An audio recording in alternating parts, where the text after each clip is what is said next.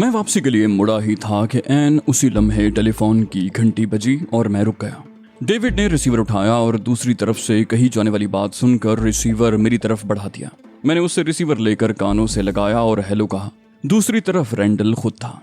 Rendel तंजिया लहजे में कह रहा था, मैं तुम्हारी अजमत का कायल हो गया हूँ अली। तुम बड़ी सफाई से हमारी आंखों में धूल झोंक कर निकल गए। मैंने सर्द लहजे में कहा, तुम्हें मालूम है मैं ये अंदाज़े गुफ्तगू बर्दाश्त करने का आदी नहीं हूँ। रेंडल बोला, बर्दाश्त तो हमने किया है अली। जजीरे की तबाही से करोड़ों डॉलर का नुकसान हुआ है और सैकड़ों कीमती जानों का इत्तलाफ हुआ है जिनका कोई बदल नहीं। मैंने कहा, तुम्हारे अंदाज से यूं लग रहा है जैसे इन नुकसानात का जिम्मेदार तुम मुझे समझ रहे हो। वो बोला, तुम बहुत मासूम हो अली। मेरी क्या मजाल कि तुम्हें जिम्मेदार ठहराऊं, खा वो हमारे उन 250 एजेंटों की गिरफ्तारी का ही मामला क्यों ना हो जिनकी फहरिस्त तुम्हें डेविड गधे ने फराहम कर दी थी। मैंने बड़े खराब लहजे में कहा, हाँ, इन सब बातों के जिम्मेदार तुम खुद हो मोशे हावर्ड।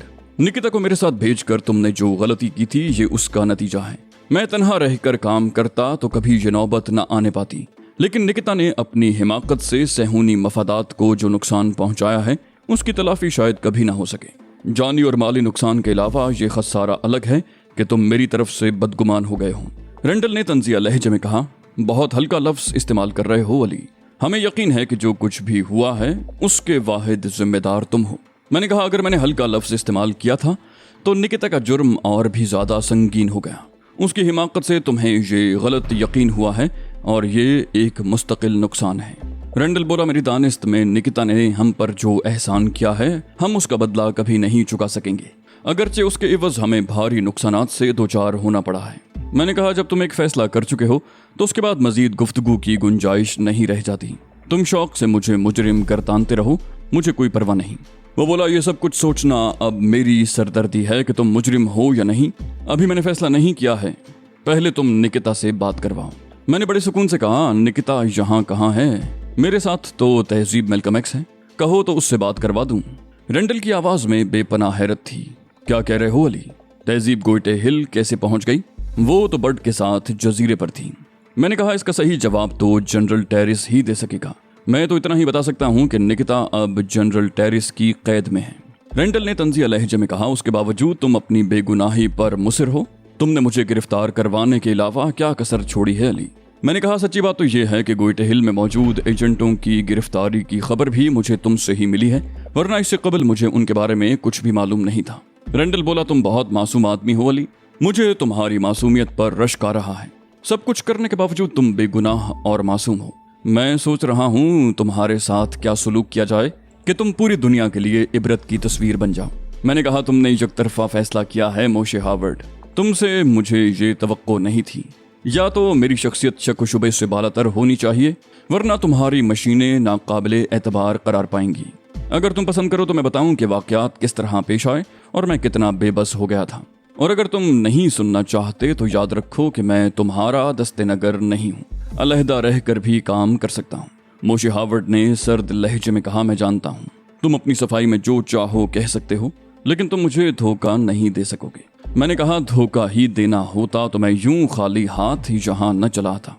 और उसके बाद मैंने रेंडल को मुख्तसरन सारी सूरत हाल से आगाह कर दिया। डेविड रेयान हैरत से आंखें फाड़े मेरी बातें सुन रहा था। मैंने कहा, यह एक इत्तेफाक था जिसके तहत मेरे और निकिता के दरमियान होने वाली गुफ्तगू रिकॉर्ड हो गई। फिर जनरल टेरिस ने मुझे धोखे से तहखाने में बंद कर दिया। उसके आदमियों ने ब्रीफ केस में से तुम्हारे एजेंटों की फहरिस्त बरामद कर ली थी।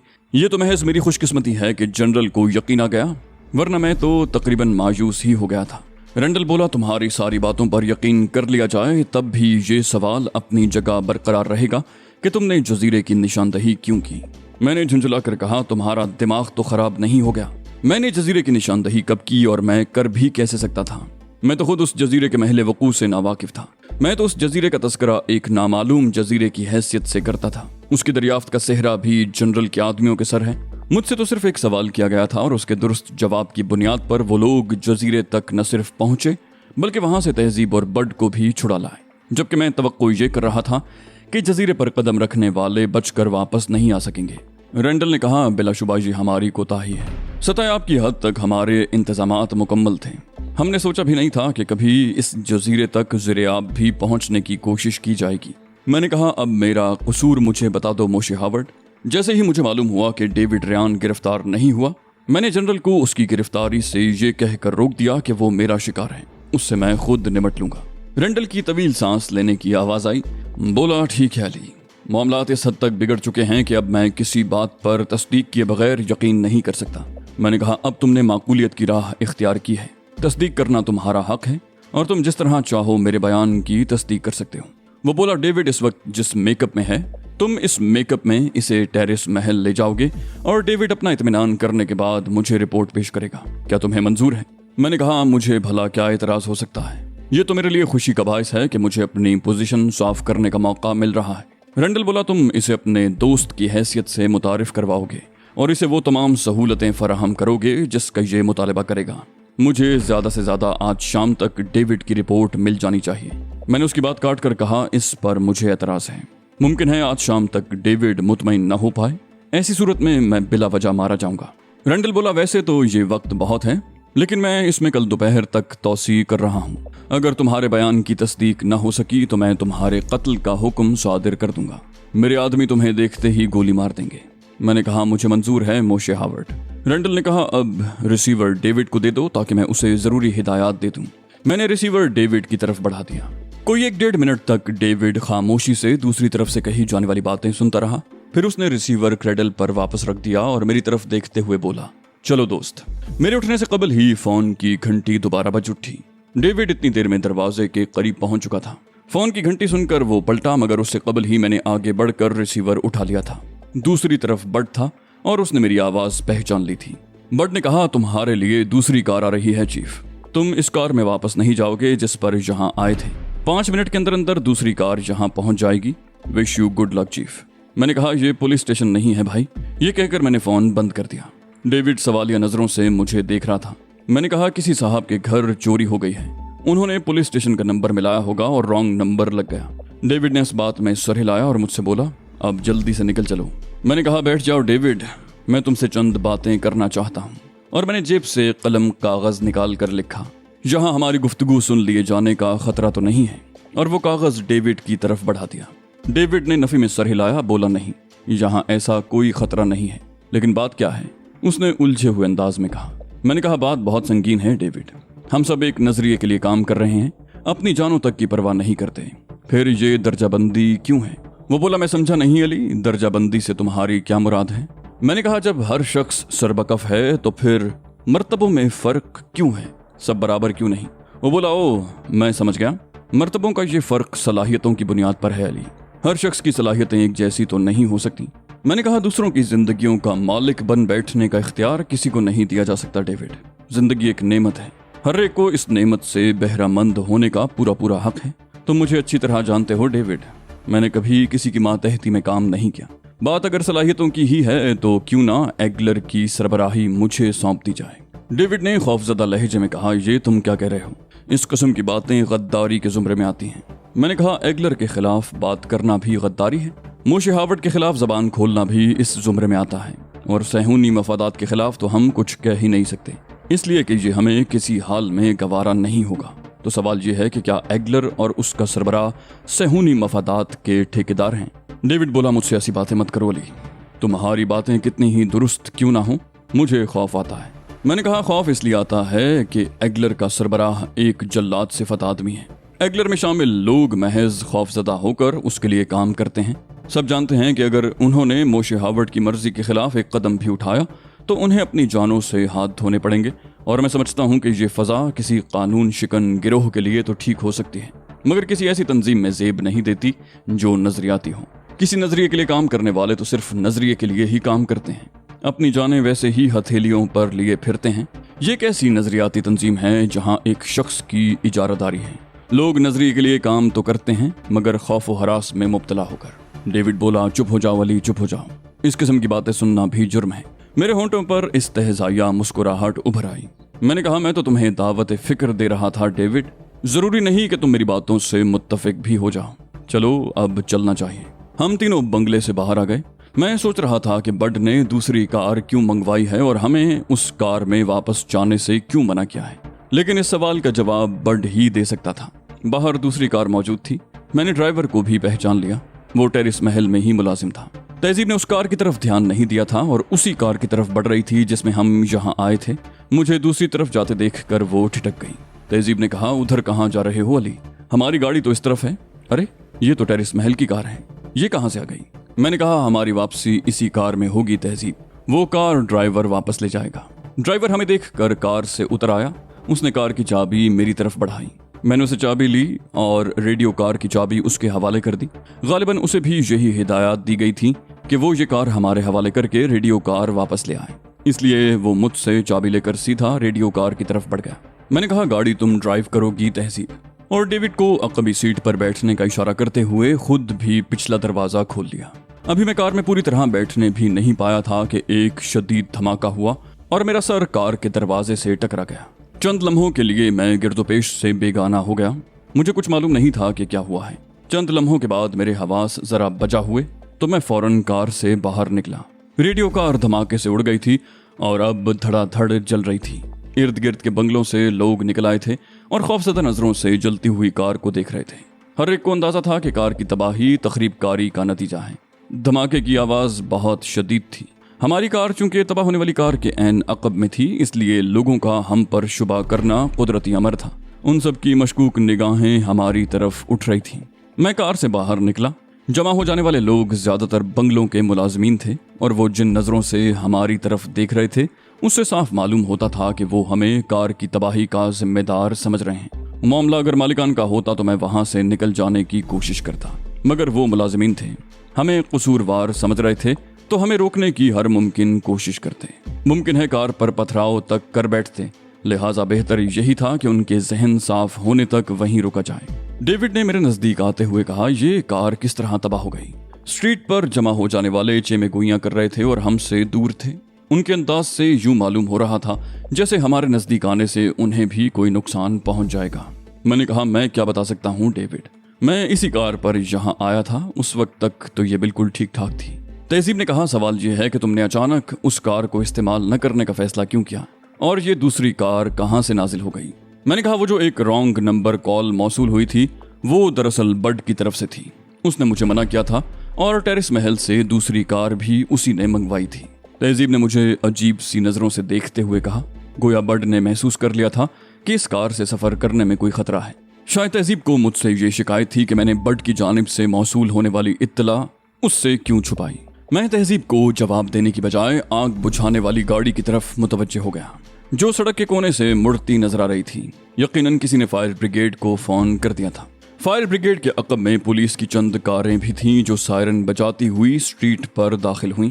फायरमैन आग बुझाने की तैयारियां करने लगे और पुलिस कारों से अमला उतरकर अपने कामों में मसरूफ हो गया। मजमे में से चंद अफराद झपट कर पुलिस वालों के नजदीक पहुंचे थे। मुझे खूब अंदाजा था कि उन्होंने पुलिस वालों को क्या कहानी सुनाई होगी, इसलिए कि उन सब की निगाहें हम पर मरकूज थीं। डेविड और तहजीब को भी सूरत हाल की नज़ाकत का एहसास हो गया था। तहजीब ने कहा, उनके अंदाज से मालूम होता है कि ये हम पर शुबा कर रहे हैं, तुम्हें यहाँ रुकना नहीं चाहिए था। डेविड मुस्तरिबाना लहजे में बोला, अब हम बेमौत मारे जाएंगे, यहाँ रुककर हमने वाकई अपनी शामत को दावत दी है।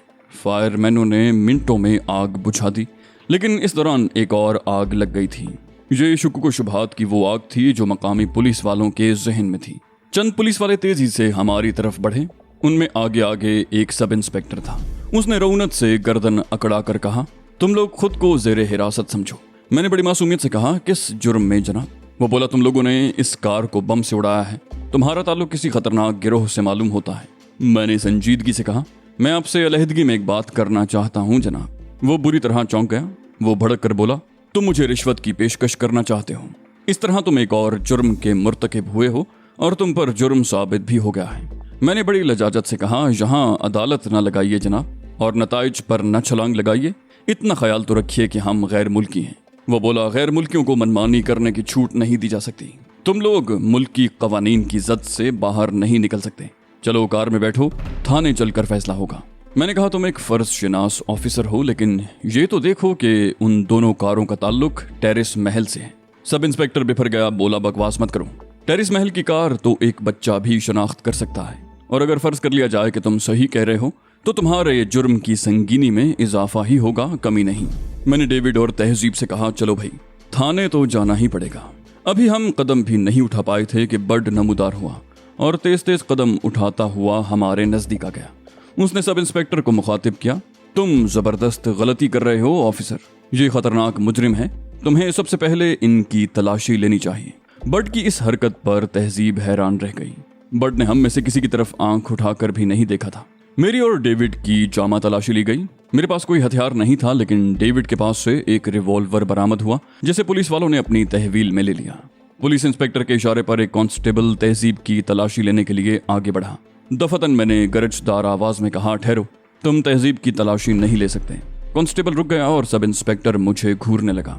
उसने सख्त लहजे में कहा, क्यों नहीं ले सकते? मैंने कहा, औरत की तलाशी सिर्फ औरत ही ले सकती है, कानून यही है, और अगर इसकी खिलाफ वर्जी हुई तो तुम लोगों को इसका नतीजा भी भुगतना पड़ेगा। वो बोला, हमें कानून पढ़ा रहे हो और खुद कारें बम्बों से उड़ाते फिर रहे हो। याद रखो, तमाम कवानीन शुरफा के लिए हैं। तखरीबकारों से निपटने के लिए हमारे अपने कवानीन हैं जो तुम्हें कानून की किसी किताब में नहीं मिलेंगे। मैंने तल्ख लहजे में कहा, मुझे मालूम है, और ये भी याद रखो कि तुम्हारा एहतराम मैं सिर्फ उस वक्त तक करूंगा जब तक तुम कवानीन के दायरे में रहोगे। सब इंस्पेक्टर मुझे घूरता हुआ मेरे बिल्कुल सामने आ खड़ा हुआ। बोला, वरना क्या होगा? मैंने बराह रास्त उसकी आंखों में देखा, कहा, जो कुछ भी होगा तुम्हारी आंखों के सामने होगा। उसने मुझसे नजरें मिलाए रखने की बहुत कोशिश की, मगर चंद मिनट से ज्यादा कामयाब न हो सका। सब इंस्पेक्टर ने दोबारा गरज कर कहा, इसकी तलाशी लो, और उसकी आवाज सुनकर रुका हुआ कांस्टेबल दोबारा हरकत में आ गया। मैंने सर्द लहजे में कहा, मैं वार्निंग दे चुका हूं, उसके बावजूद अगर किसी ने तहजीब के जिस्म को हाथ लगाया तो नताइज के जिम्मेदार तुम खुद होगे। सब इंस्पेक्टर मेरी तलाशी ले चुका था और उसे मालूम था कि मैं गैर मुसल्ला हूं, लिहाजा उसके लिए मेरी तंबीह कतई बेअसर साबित हुई। मुसल्ला पुलिस फोर्स की मौजूदगी में एक गैर मुसल्ला शख्स की तंबीह किसी धमकी से ज्यादा अहमियत की हामिल नहीं हो सकती। वहां मौजूद तमाम लोग बड़ी दिलचस्पी से ये सब कुछ देख रहे थे। उनके ख्याल में हम कोई गैर मुल्की तखरीबकार थे। तमाशा देखने वालों में बड भी शामिल था, बल्कि ये आग उसी की लगाई हुई थी। मैंने बड़े खराब लहजे में कहा, मैं आखिरी बार कह रहा हूं कि अगर किसी ने मेरी साथी को हाथ भी लगाया तो उसका अंजाम बहुत बुरा होगा। सब इंस्पेक्टर ने कांस्टेबल को रुकने का इशारा किया और वो मुझसे बोला, वैसे तो तुम लोग बड़े आजाद बनते हो, लेकिन इस वक्त जिस तंग नजरी का मुजाहरा कर रहे हो उससे साफ जाहिर होता है कि इस आड़ में तुम अपनी साथी को तलाशी से बचाना चाह रहे हो। यकीनन उसके पास कोई बहुत ही अहम चीज है। फिर वो पुलिस वालों की तरफ पलटा, बोला, ये सबसे खतरनाक आदमी है, इसे उठाकर गाड़ी में डाल दो। पुलिस वाले बहुत तेजी से आगे बढ़े। कारकर्दगी दिखाने का इससे बेहतर क्या मौका हो सकता था। वो मुसल्ला थे और मैं निहत्ता, वो कई थे और मैं तन्हा, लिहाजा पुलिस वालों में जोशो खरोश तो लाजिम हुआ। लेकिन उन्हें मालूम नहीं था कि ये सौदा उन्हें कितना महंगा पड़ने वाला है। अपनी ताकत के जोम में वो इंतहाई गैर मोहतात थे। मैंने उनके नजदीक आने से पहले ही बड़ी तेजी से हरकत की। मैंने झुककर अपने दोनों हाथों की मदद से सब इंस्पेक्टर को उठाया और पूरी कुव्वत से फायर ब्रिगेड की गाड़ी की तरफ उछाल दिया, जो वापसी के लिए रवाना हो रही थी। सब इंस्पेक्टर को चोटें तो ज्यादा नहीं आई होंगी, लेकिन हैरत का झटका उसके लिए बहुत शदीद रहा होगा। फायरमैन भी इस अचानक उफ्ताद पर भौंचक्का रह गए थे। सब इंस्पेक्टर के हलक से निकलने वाली दिलखराश चीख ने सबके दिल दहला दिए थे और हर एक को यकीन हो गया था कि हम बहुत बड़े दहशतगर्द हैं। पुलिस वालों ने चौंक कर मुझ पर राइफलें तानने की कोशिश की, मगर उन्हें देर हो चुकी थी। मेरे हाथ में मौजूद रिवॉल्वर उनकी तरफ उठा हुआ था। ये उसी सब इंस्पेक्टर का रिवॉल्वर था जिसे मैंने फायर इंजन पर फेंक दिया था। मैंने रिवॉल्वर लहराते हुए कहा, जिसने भी अपनी जगह से हिलने की कोशिश की अपनी जान से हाथ धो बैठेगा। खैरियत इसी में है कि हथियार फेंक दो। पुलिस वालों ने महज चंद लम्हे कुछ सोचा और फिर उन्होंने अपनी राइफलें फेंक दी। डेविड, तहजीब और बर्ड ने झपट कर राइफलें अपने कब्जे में ले ली। बिसात उलट चुकी थी और अब पुलिस वाले हमारे सामने मुजरिमों की तरह सर झुकाए खड़े थे। उनकी जो हालत देखकर मुझे बेहद अफसोस हुआ। तीसरी दुनिया के अक्सर ममालिक का यही अलमिया है। लाकानूनियत फैलाने में पुलिस अहम किरदार अदा करती है। बेगुनाहों की गिरफ्तारी और मुजरिमों की सरपरस्ती उनका शेवा बन चुकी है। उनकी इन्हीं हरकतों ने उनमें बुज़दिली के जरासीम पैदा कर दिए हैं, वरना अगर उनमें कमजोरियां न हों तो वो सरधड़ की बाजी लगा दें, और ऐसा सिर्फ उन ममालिक में होता है जहां की पुलिस दयानतदार होती है। आग बुझाने वाली गाड़ी नुक्कड़ से मुड़कर नजरों से ओझल हो चुकी थी। इंजन ड्राइवर ने भी वहां से निकल जाने में ही आफियत समझी होगी। उसके ख्याल में वहां एक खूनी ड्रामा खेला जाने वाला था। मैंने पुलिस वालों को डांट कर हुक्म दिया, कतार बनाओ और 100 कदम के फासले पर जाकर रुक जाओ। जिसने भी पलट कर देखने की कोशिश की, मेरे रिवॉल्वर की गोली उसका इस्तेकबाल करेगी। انہوں نے گرتے پڑتے قطار بنائی اور مارچ شروع کر دیا۔ مجمع پہلے ہی تتر بتر ہو چکا تھا۔ حالات کو خطرناک رخ اختیار کرتے دیکھ کر لوگ بنگلوں میں واپس چلے گئے تھے اور اب وہاں ہم چاروں اور پولیس والوں کے سوا کوئی اور نہیں تھا۔ میں نے کہا یہ رائفلیں وین کے اندر ڈال دو اور کار میں چل کر بیٹھو۔ تہذیب کار ڈرائیو کرے گی، برڈ اس کے برابر میں، اور میں اور ڈیوڈ عقبی نشست پر بیٹھیں گے۔ ان لوگوں نے بہت تیزی سے عمل کیا اور جس وقت میں سب سے آخر میں کار کے اندر بیٹھا اس وقت تک پولیس والوں سے ہمارا فاصلہ خاصا بڑھ چکا تھا۔ تہذیب نے کار پہلے ہی سے سٹارٹ کر رکھی تھی، میرے بیٹھتے ہی چلا دی۔ میں نے اپنا ریوالور بردار ہاتھ کھڑکی سے باہر نکال رکھا تھا۔